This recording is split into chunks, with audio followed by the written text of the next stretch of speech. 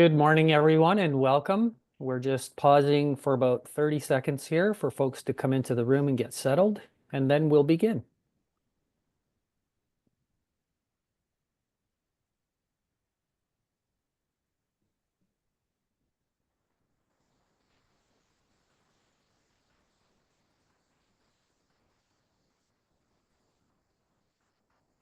All right, good morning, and again, welcome. My name is Lawrence Demare. I'm a professional learning consultant with the Ontario Principals Council, and we are very excited and delighted to welcome you this morning to episode 3 of a 4-part webinar series that we are hosting, focused on the leader's approach to cyber violence and cyberbullying. And this is part of an ongoing project we have focused on developing healthy relationships. Before we begin today, I'd like to take a moment to start us off in a good way by acknowledging the land that we are connecting from this morning. I'd like to acknowledge that we live, work, and derive benefit from being on the ancestral lands that have always been home to the Anishinaabe and the Amish-Kigo peoples, who are the inherent right holders of these territories. And as partners in public education, I think we have a duty to learn, understand, and redress the historic and ongoing impacts of colonialism.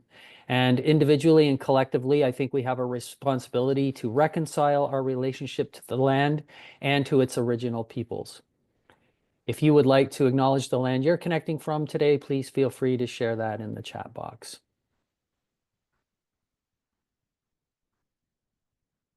Good morning, everyone. My name is Tim Ralph, and I'm a retired principal from the Durham District School Board and the co-lead for this Healthy Relationships in the Digital World project. Excited to have you all here today, and thank you for carving out some time from what we know is a busy, busy world in schools. Just before we begin today, just some housekeeping items. We will be recording today's webinar, so if you're unable to stay with us the whole time, you will find it both on the CPCO and the OPC websites, and we'll be giving you a link where you can find that later on in the presentation. We'll be recording everyone, so just be aware of that if you're online or asking questions. And speaking of asking questions, we do encourage any questions or interactions. We have more than 60 or so registered for this workshop. We understand administrators are busy people, and so people be arriving and leaving during the presentation. Please feel free to put your questions into the chat, and our guests today will do their very best to respond as we work through our presentation today.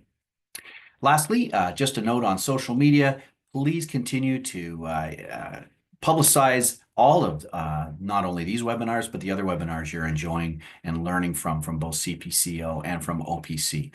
We know that word of mouth is how we all find out about these webinars, and we've been so thrilled with the feedback and also the numbers that we'll be receiving in our registration. So we're hoping that continues as we move through to our 4th seminar that's coming up in the spring.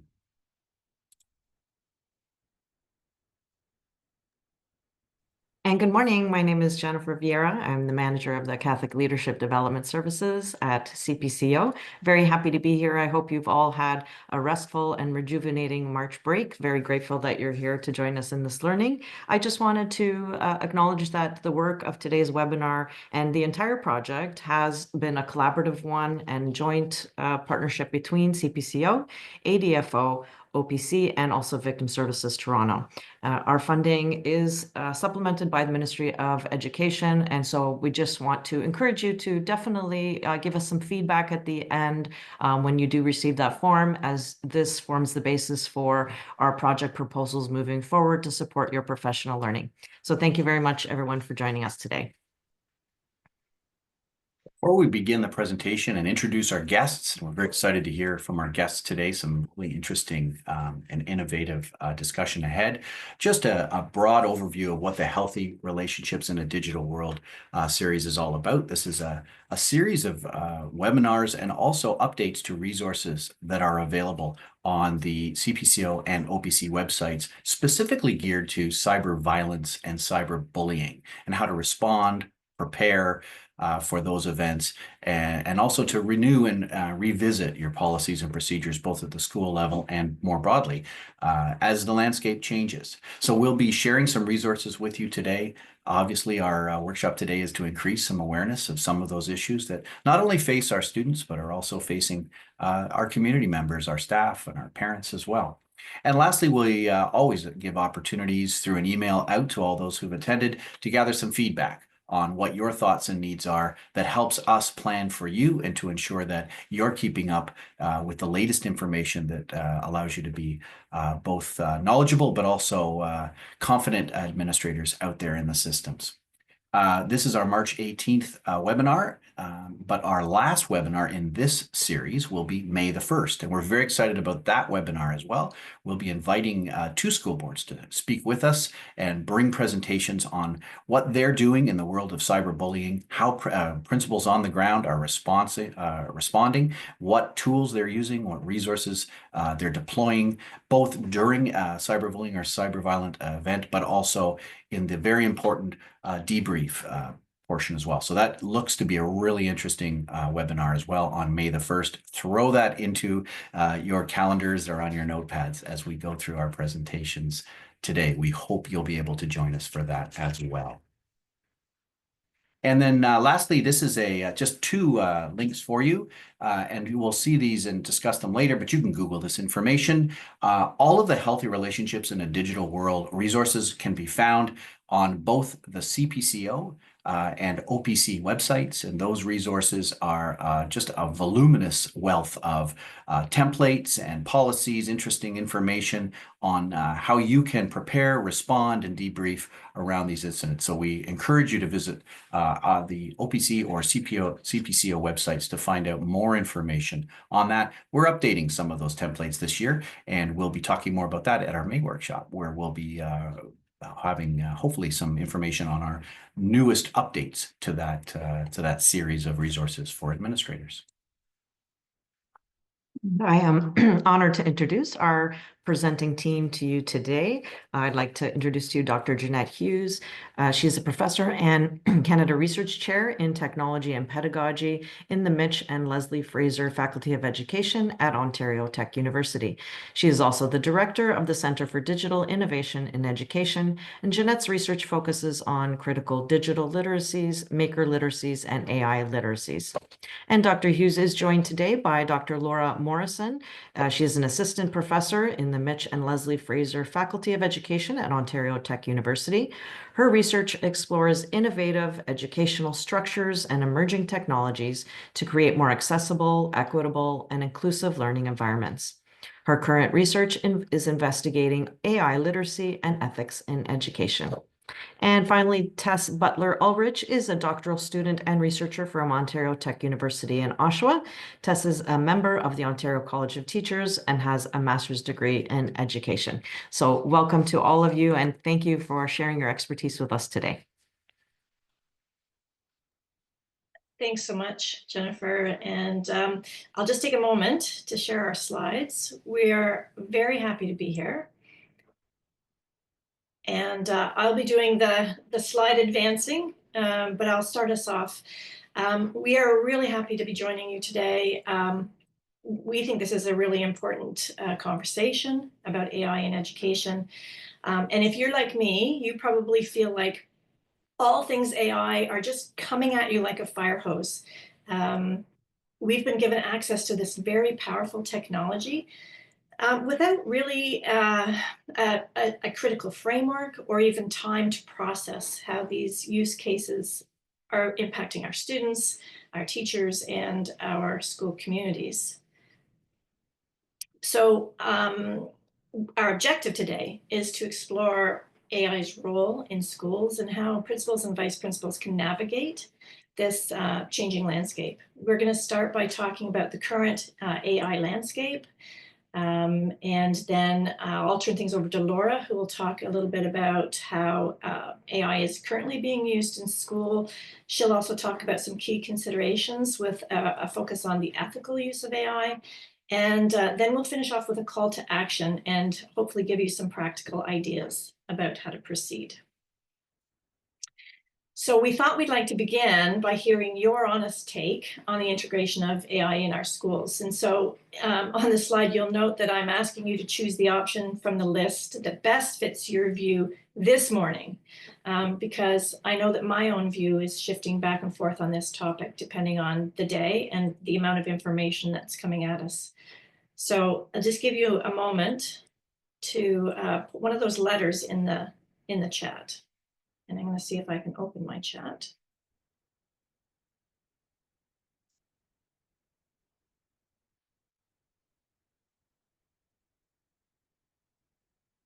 Okay. DNDB. So lots of B's. Great. D and B. Great. Yep. Okay, thank you.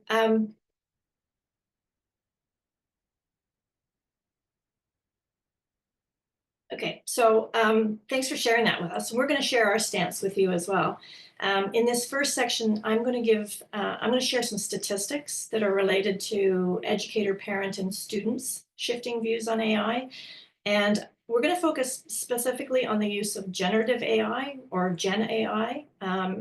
And obviously, ChatGPT is the most common Gen AI that's being used. There are others as well. And of course, we've just seen DeepSeek enter the market, which was kind of an exciting innovation. But first, I think so it's fair for us to share our current stance on AI, since you shared where you stand this morning. So from my perspective, and I know that I've talked to Laura and Tess, and I think we're all on the same page, there's very little doubt that we have unprecedented opportunities with AI, and it is ubiquitous in society. We're interacting with AI every day through social media, through chatbots when we're accessing services. We're using personal assistants like Siri and Alexa, and AI is revolutionizing every sector, including healthcare and business, science and engineering. But in education, the sheer volume of AI tools that are now available for teachers and students and school administrators is just staggering. So how do we navigate all of that? But first, I wanted to say a word about public discourse, and I'm just going to flash up some recent headlines. You're going to notice the same word being used over and over again. So there's this public discourse that's being perpetuated by the media that we need to embrace AI. So we're constantly being bombarded with messages about this, and that if we don't embrace AI, their students are going to be left behind. And I want to be really clear about our stance on AI in education, recognizing that there are both many positives, but also some considerable negatives related to AI use. We're advocating for a cautious and critical approach, and I think that aligns with where most of you put yourselves this morning. Where educators are the architects of AI policy and how AI is being used in teaching and learning. So we know our field, and we need to resist media and big tech really trying to be the drivers on this. This is our domain.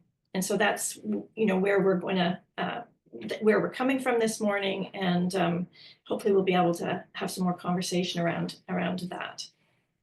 So having said that, there are some recent studies about AI, attitudes in AI in education that we can point to. So when ChatGPT was launched 3 years ago, there was definitely a lot of concern, and it was primarily about plagiarism and academic integrity.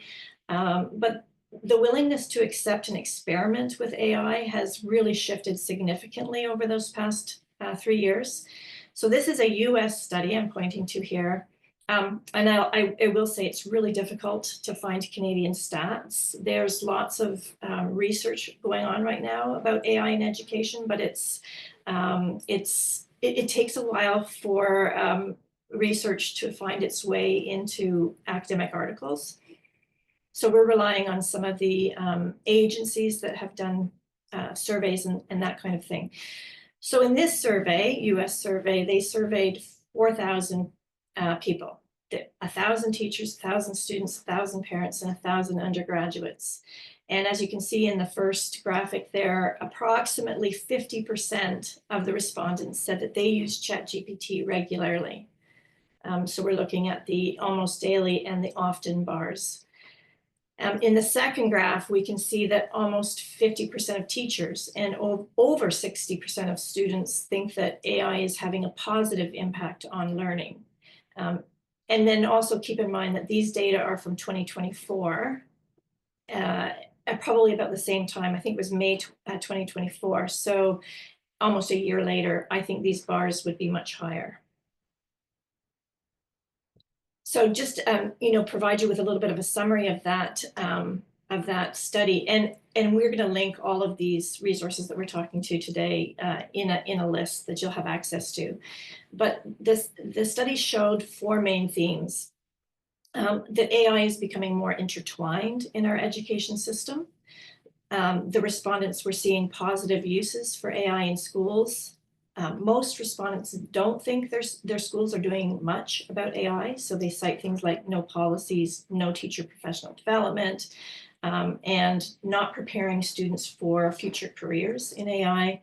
And they also see the lack of policy leading to unauthorized use of AI by students, leading to undesirable outcomes. So, for example, cheating, rather than using it in classrooms in very transparent ways as a co-pilot. And Laura's going to talk a little bit about those kinds of things.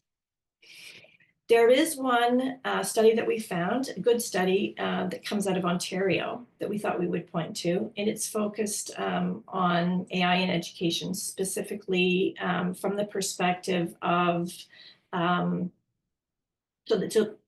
as you can see on the slide, there were 1,227 respondents, but they're from colleges, universities, private schools, and private career colleges. So the limitation, of course, is that we're not seeing representation from public or Catholic K-12 teachers and students. So I just wanted to point that out. But nevertheless, if you look at that figure on the far right, you can see that only 30% of the respondents would rate themselves as proficient or expert users of AI. So what that suggests to me is that we really have a lot of work to do in education in the coming months. So I'll just pause there and I'll turn things over to Laura. After Laura does her section, we're going to pause for and collect questions. So if you've got burning questions, keep them in mind or keep putting them in the chat. Okay, Laura, over to you. Thanks. And just testing the sound is okay? Yeah. Great. Okay, so I'll be covering how to leverage AI in the classroom and then transitioning into talking about some ethical issues in society and obviously in education specifically. So just to kind of give the good overview, lay of the land. So I'm sure everybody is well aware that there's quite a variety of ways to leverage AI in the classroom. And this ranges from personalizing the student learning process. We see this with intelligent tutoring systems like Conmigo. There's also ways to leverage AI to differentiate. So you can create a lesson and then differentiate it for a variety of different learners using a tool called Smarty, for example.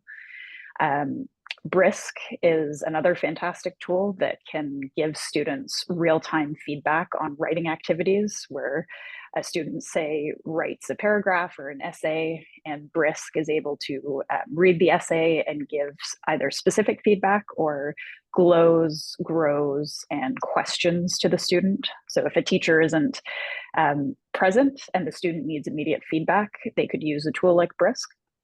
And then there's also Adobe Firefly or other image generators that can streamline the resource creation process. So Adobe Firefly is one example that I use. If I can't find an image on Google, I'll just create it on Firefly. And then there's Magic School to create interactive resources, videos, rubrics. So I'm sure you and your teachers have used these tools in various ways already. And then just in terms of personalized learning. So as I had mentioned before, it can really benefit students because it can give that directed, targeted, individualized, real-time feedback. And it can adapt to the student's pace of learning, their ability for a particular topic. And it can also increase relevancy, learner engagement. So this is a clip from Conmigo's tutoring system, where you can see how the student interacts with the Conmigo tutor and receives feedback and adapts. So we'll just give you a little taste of it if you haven't seen this before. So if you can go to 30 seconds, Janette. OpenAI. Just move it up here a little bit. Answer. You can ask questions and nudge him in the right direction, but I really want to make sure he understands it himself. And he's here in the room, so you can talk to him directly. Of course, I'd be happy to help. Let's look at the problem together. Can you first identify which sides of the triangle are the opposite, adjacent, and hypotenuse relative to angle alpha? All right, so I'm pretty sure this is the angle alpha right here, right? Perfect. That's correct. Now, looking at the triangle, which side do you think is the hypotenuse? Really, The hypotenuse? I'm not totally sure. I think it might be this one, but I really am not sure. This side AC. You're close. Actually, side AC is called the adjacent side to the angle alpha. The hypotenuse is the longest side of a right triangle and is directly opposite the right angle. Can you find which one is the hypotenuse? Oh, okay, I see. So I think the hypotenuse is this really long side from A to B. Would that be correct? Exactly. Well done. Now that you've identified the hypotenuse, can you identify which side is the opposite side to angle alpha? Okay, well, I mean, you told me earlier that this was the adjacent side, and I know that's the hypotenuse, so I'm guessing that this side, BC, is the opposite side. Great deduction. That's absolutely correct. Now that you've identified all sides relative to angle alpha. Thanks. So he keeps going. He makes other errors. The tutoring system is able to correct him, nudge him in the right direction, and they continue on this kind of conversation and feedback. And by the end of it, he's able to kind of conceptualize what the learning task was, and he understands this math problem.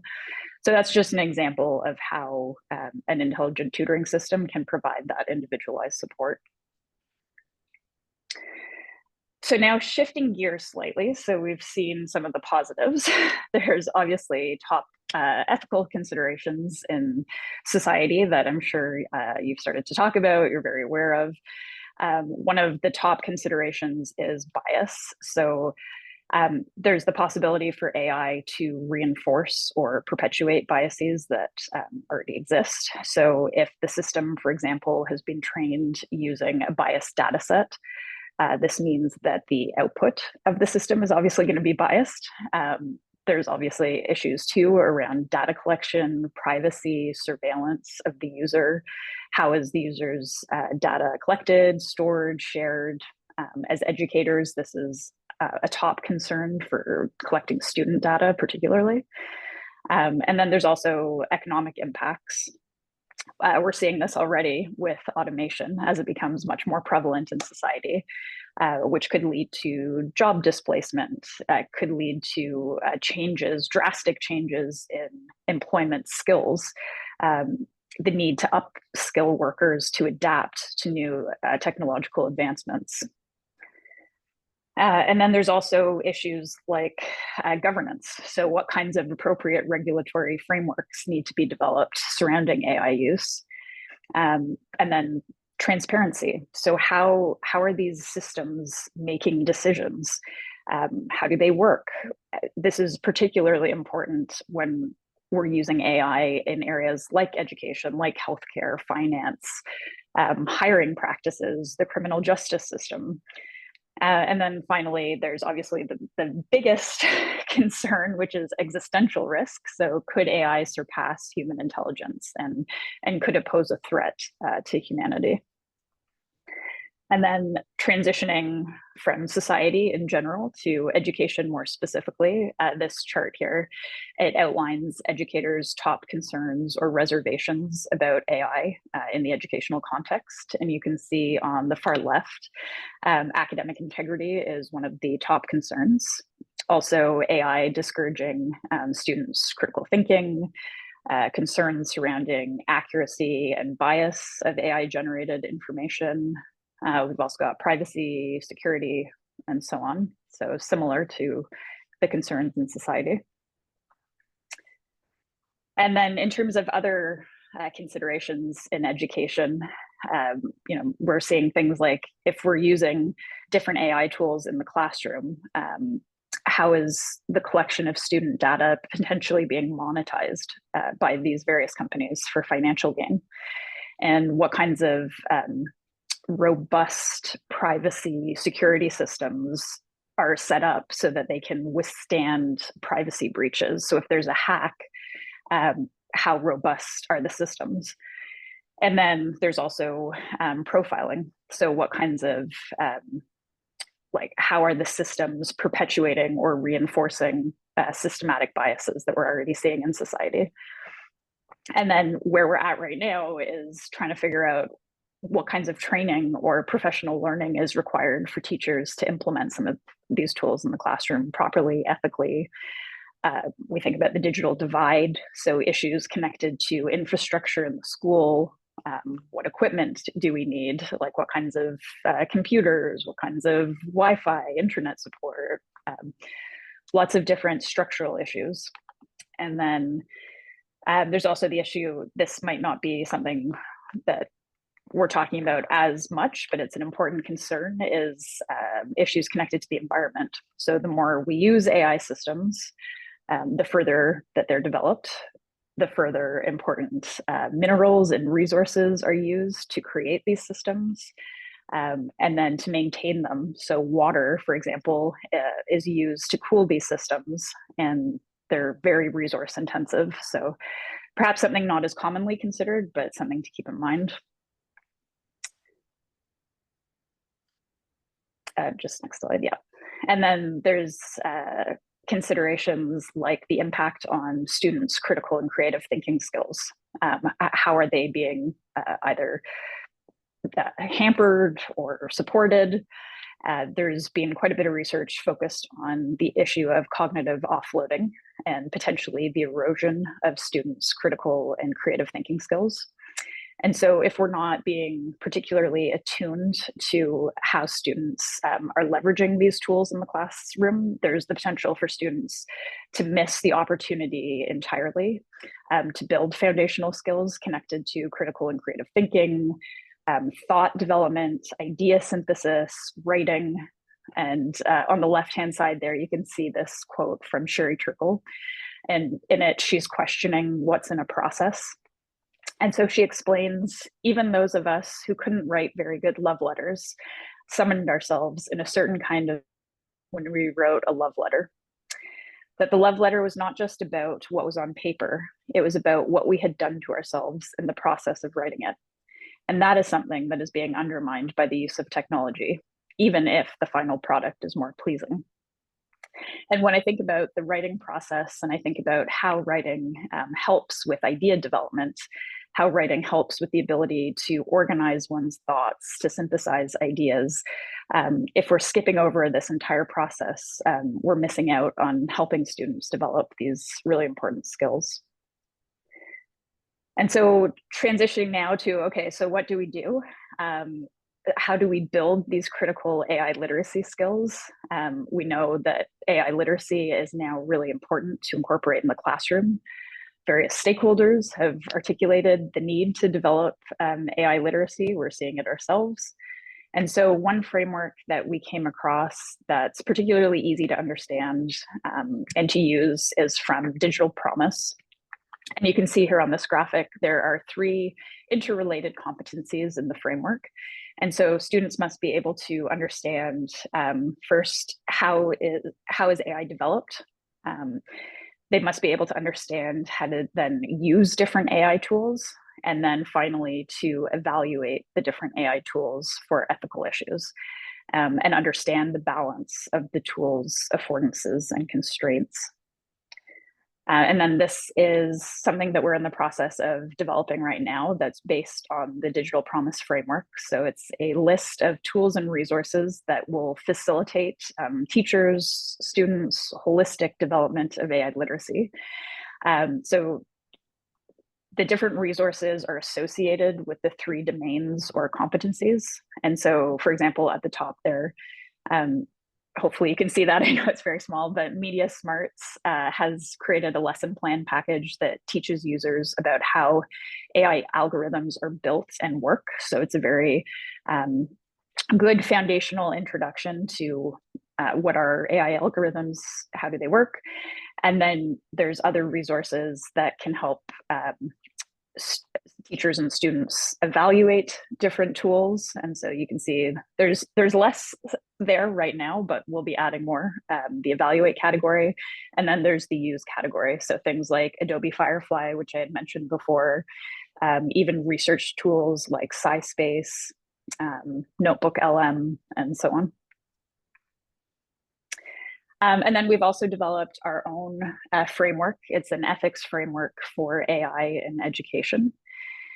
And in the creation of our framework, we referenced a cross-section of different documents. So we did a document analysis from governments like the Government of Ontario, all the way to the White House, to international organizations like UNESCO, the World Economic Forum, and then corporations like IBM and Google. And so we looked at all these other people's ethical frameworks and distilled down the key information. And so here you can see these 5 categories that we developed that were based on these documents. And so common across all, we grouped them thematically, were things like universality.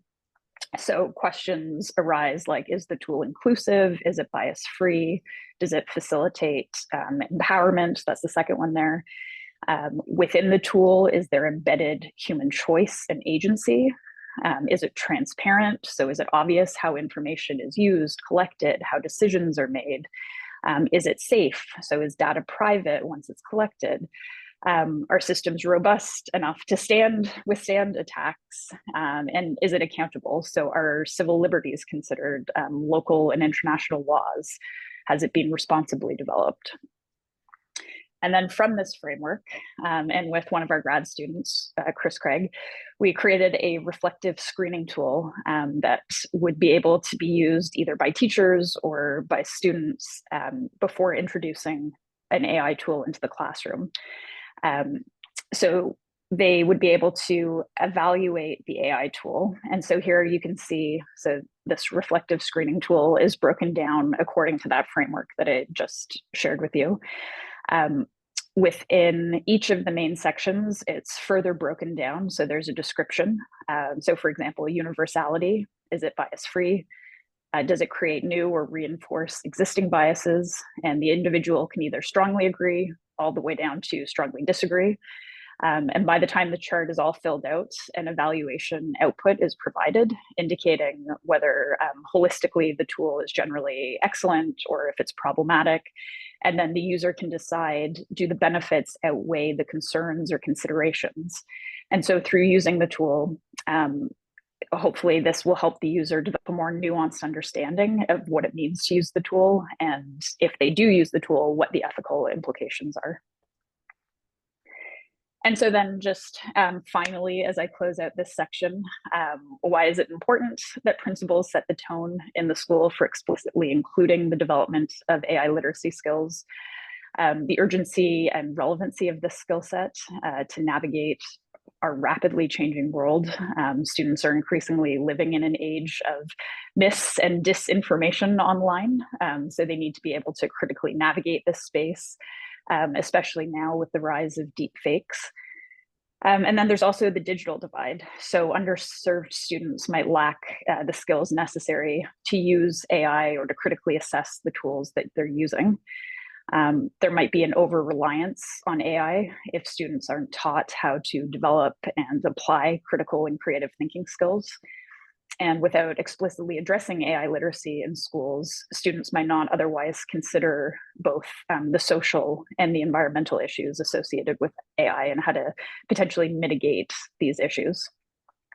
And then finally, there's workplace preparedness. So students who aren't taught these skills explicitly might be at a disadvantage when they're entering the workplace and society. So if students don't understand some of these critical issues, there could be an amplification of bias as they're using these tools. So that is it for this section. So I'll just pause there. Got a little bit of time for some burning questions. I know that was a lot of talking.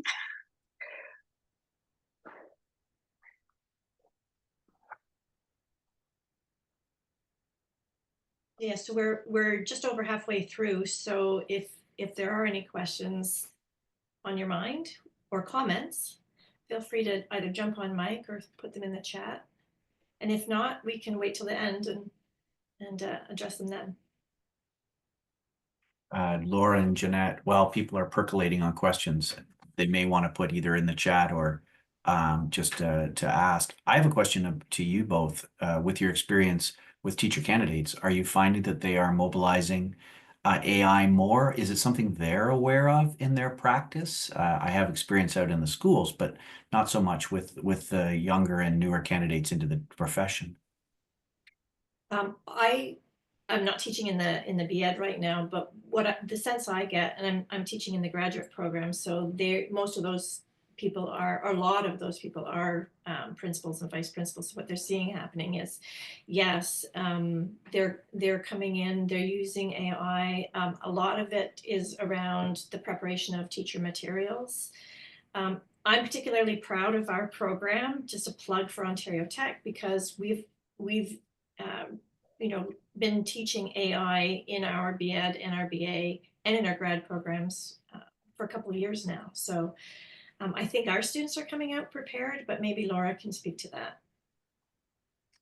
Yeah, so I'm also not teaching in the BEd, but I'm teaching in the BA. And the students that I've seen so far, there's quite a mixed bag. So a lot of students are using AI, and I think from informal conversations, they've mentioned that they are concerned about how academic integrity kind of sits with using AI. And so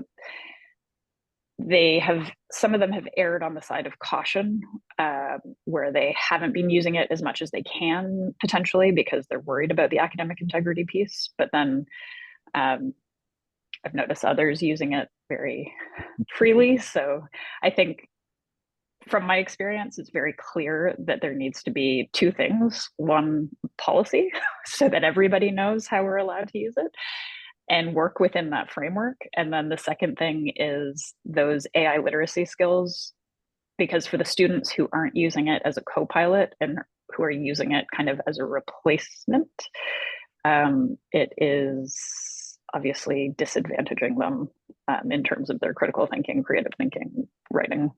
Yeah. Okay, thank you. Interesting. Yeah.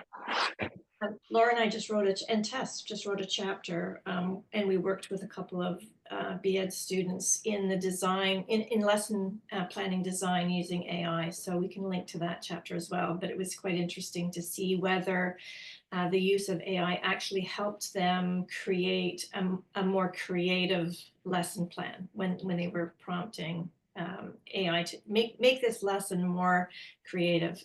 So we can include that in the package of resources as well.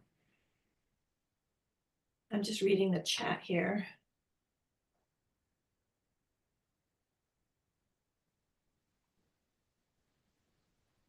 Yeah, so I'm going to jump into policy actually, if that's okay, because I see we've got just about 20 minutes left. But we can come back and talk about, specific instances of what's happening in your own schools. So the next section is focused on a call to action. And we know that AI is impacting schools already and will continue to do so. It'll impact the skills and competencies that teachers and students are going to have to develop. So I guess the big question is, where do we go from here? What can school leaders do about it? How can we navigate it? On the right-hand side, I'm not going to play any of this, but this is a TED Talk from 2022. So it's probably a little dated already, but it really offers a great springboard for discussions in your schools.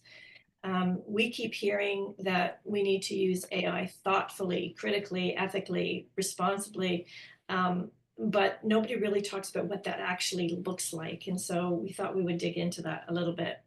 But first, yeah, developing clear policies, as Laura said, and we're seeing this in higher education too. We've got some interesting cases of things happening, even in our own Faculty of Education, that are unprecedented and that we have to address. And we're actually having an open meeting as a faculty at the end of this month to develop our own AI policy within the faculty, because the university has been working on one, but really hasn't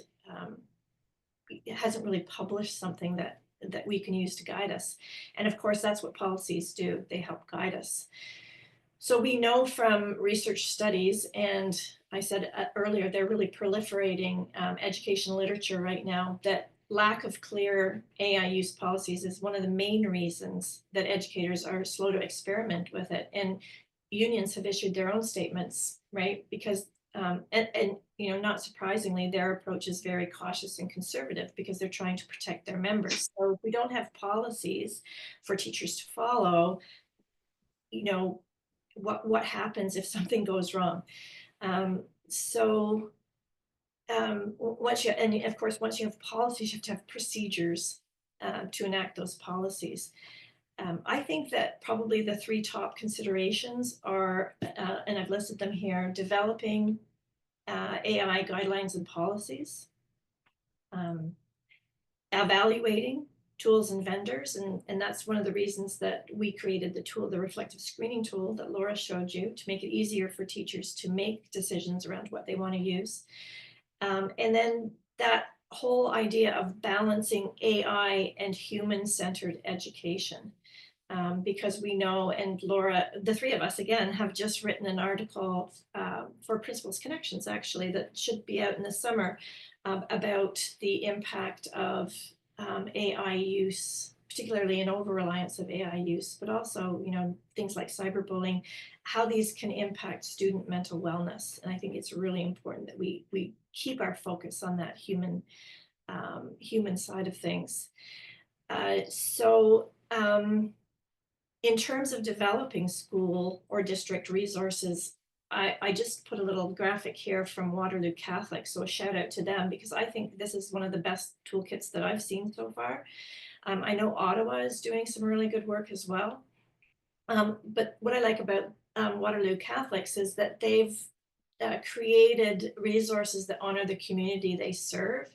And so I think it's important for you to think about what your own school community is, who are your stakeholders, and then of course, after talking with them, trying to figure out where you stand as a school community on some of these things. This one in particular focuses on ethical and smart use of AI to improve student learning outcomes, and that's, I think, a very good direction to go in. Colleagues of ours, so we have a new dean, Amanda Cooper, and her team, they've been conducting a pan-Canadian scan, so across Canada, but with a focus on Ontario, of what school districts are doing in terms of policy. And what they found is that BC and Alberta and New Brunswick have some really good policies and resources in place. And Ontario too has got, you know, at the provincial level, they've got their framework, which has 3 priorities. So no AI in secret. And that goes back to what I said about unauthorized use of things like ChatGPT in school. Let's make it, if we're going to use it, let's make it transparent in the classroom. They also focus on AI use that people in Ontario can trust. So going back to some of the things that Laura pointed out on our framework. focusing on things like privacy and security and making sure that it's transparent and safe.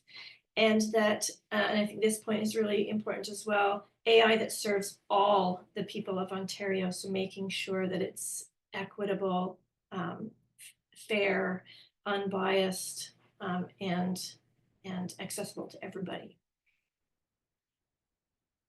And just continuing a little bit with the work that Amanda has done, and she actually talked to OTF this past, I think it was in February, just last month.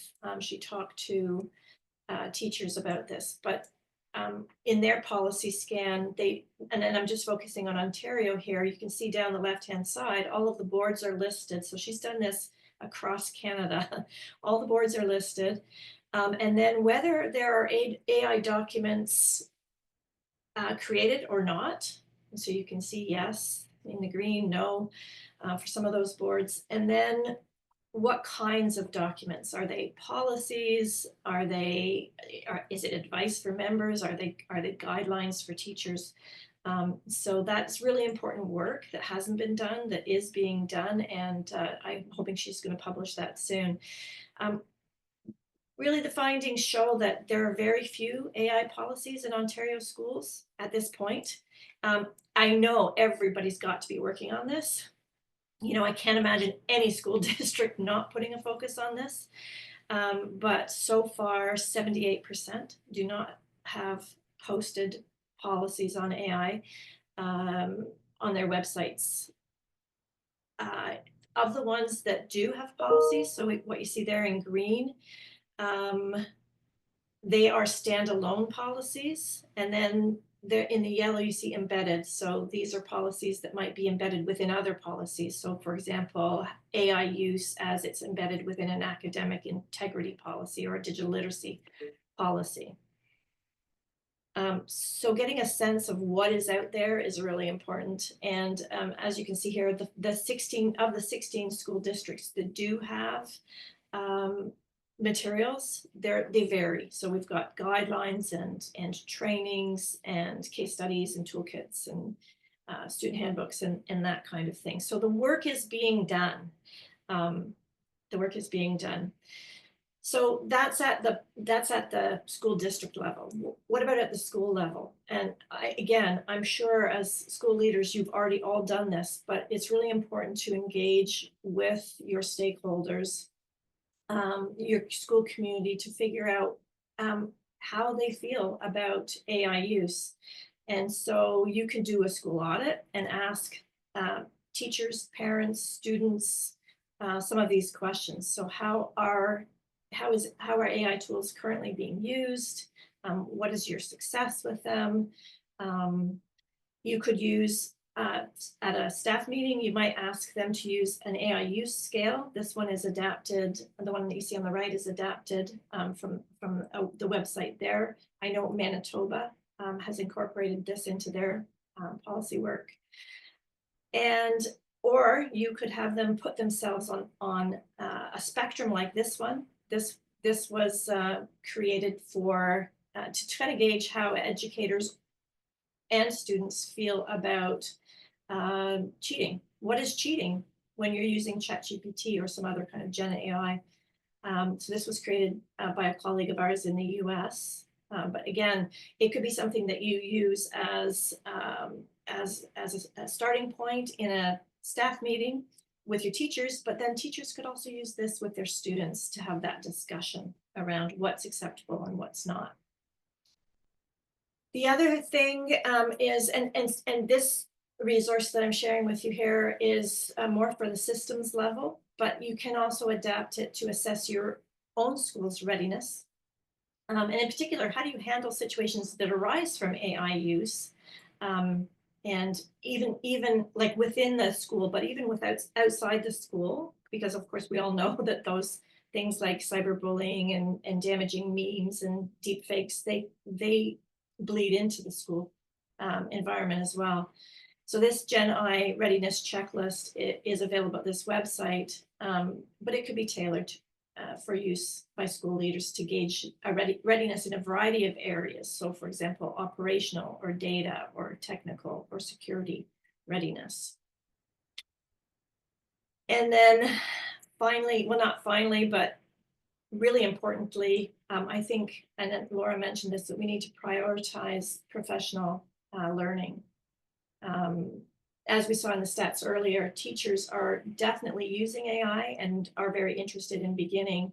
And as you can see from the second graphic in the slide here, that 76% of teachers polled in this study, this is the Ontario study we mentioned earlier, indicated that they would attend sessions on Gen AI in particular. They were really interested in that. They were most interested in learning about the risks, limitations, and dangers of using generative AI, but also getting guidance on how to monitor their students' usage to uphold academic integrity. They also want to dig into the tools. They want to learn prompt engineering and be able to use Gen AI themselves for things like lesson planning and class activities.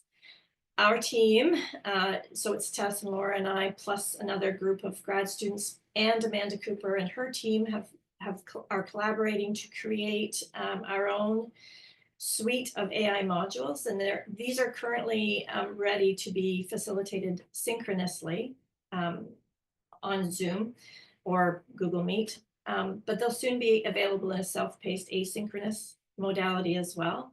I've highlighted two in blue that I think would be particularly pertinent for school leaders, but I think all of them are relevant. And of course, we advocate starting with a general overview, kind of like what we're doing today, but talking about how you might leverage AI in the classroom. But then for those who have already started and already know that, then there are various different starting points for others who have a bit more advanced knowledge. So I invited Tess in to talk because she's kind of leading the team in that development. So maybe Tess, I'll just turn it over to you and you can share what we've been doing. Thanks, Janette. So as Janette mentioned, we've developed a series of professional learning models. You saw the full list on the previous slide, but some I'll re-highlight are cyberbullying in AI and policy development. And these modules highlight practical and actionable AI knowledge through essentially building capacity for informed decision-making and ethical awareness of the implications of AI use in schools for better and for worse. They are currently facilitated by someone from our team, but eventually will be self-paced. And kind of the theme that we've been talking about today, they highlight not only how to use AI to enhance teaching and learning by sharing strategies, specific tools, resources, but they also focus on big picture implications for students and stakeholders in general, like cyberbullying, deepfakes, and how AI can potentially lead to harm or impact well-being. One thing we've done is we've used Bloom's taxonomy to help scaffold participant thinking to facilitate a progression from foundational knowledge to critical application of skills. So there's a lot of real-world case studies, a lot of analysis, exploring different AI tools and reflecting on individual positionality. So participants can hopefully both explore the why, so the ethical, pedagogical, and operational considerations of AI, and also the how, so practical strategies and lots of resources for integration and safety. After participants have completed the module, the goal is to walk away better prepared to lead AI integration in schools and ensure it aligns with best educational practices. Great, thanks. Thanks, Tess. Yeah, so just jump on to the next point here. What can you do if you want to get started with AI in your school? Just because the media and big tech are pushing us to embrace AI in education doesn't mean you need to rush in blindly into uncharted territory. As I said at the very beginning, we are the architects of our plans for how we navigate this. So it's okay to start small with a pilot project or two, and there are a few ideas here. I won't read through them, but workshops for teachers and students, dabbling with things like AI-powered tutoring, as Laura showed you, using data AI analytics to track student progress. The thing about some of these, and in particular, like, for example, testing AI-driven administrative tools for scheduling an attendance, we've looked at some of these things and haven't really found anything that doesn't raise some ethical concerns. So it's important, again, to vet anything that you decide to do. And I see that we only have 5 minutes, so I'm just going to rush through the last slide here. I won't say much about this at all, but as with all innovations or initiatives in your school, you need to take the time to regularly review the impact. So that monitor and evaluate piece is really important. You can read more about that at the link here, which is something that came out of BC's Ministry of Education and Childcare. And I'll just finish last slide by putting in a plug for our conference, which is April 4th and 5th. So coming up very soon. We have Nora Young, who's CBC Radio Spark, former host of Spark. She's coming to talk about the coming AI revolution, opportunity, ethics, and understanding in our machine learning future. We've also got Peter Lewis, who is the Canada Research Chair in Trustworthy AI, talking. Amanda Cooper is going to share her work around policy work in Ontario and across Canada.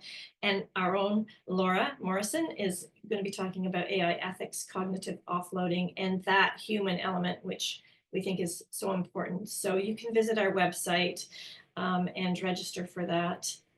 Love to have you. And I'll open it up to questions. The only thing remaining here is a whole bunch of resources and support, but I believe that Jan Murphy was going to compile these and more and get those to the participants. So just a couple minutes for questions.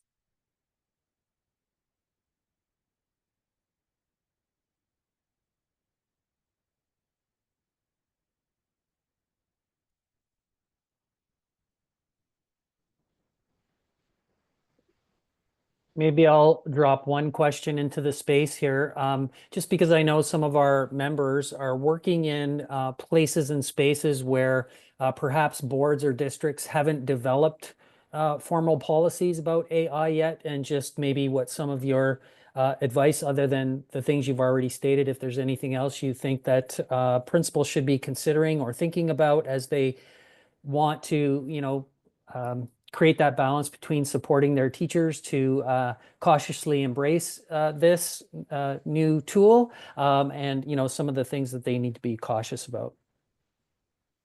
There are really so many resources out there and so many policies already in place in some school districts. And we've looked at what's happening in other places too, like the US and in Europe. But I think it's really important, first of all, to find out where your board is, and then make sure that whatever you're doing at the school level is going to align with that. I'm not sure how those processes usually work.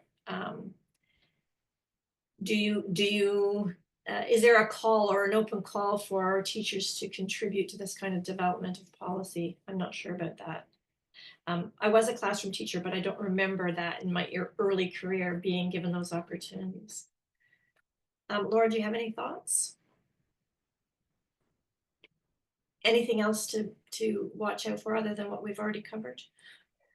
Not in addition to what we've covered, but I think looking at some of those policies that you linked in the slides as a foundation to kind of figure out what are the key issues, also looking at the framework that we shared to be thinking about things like,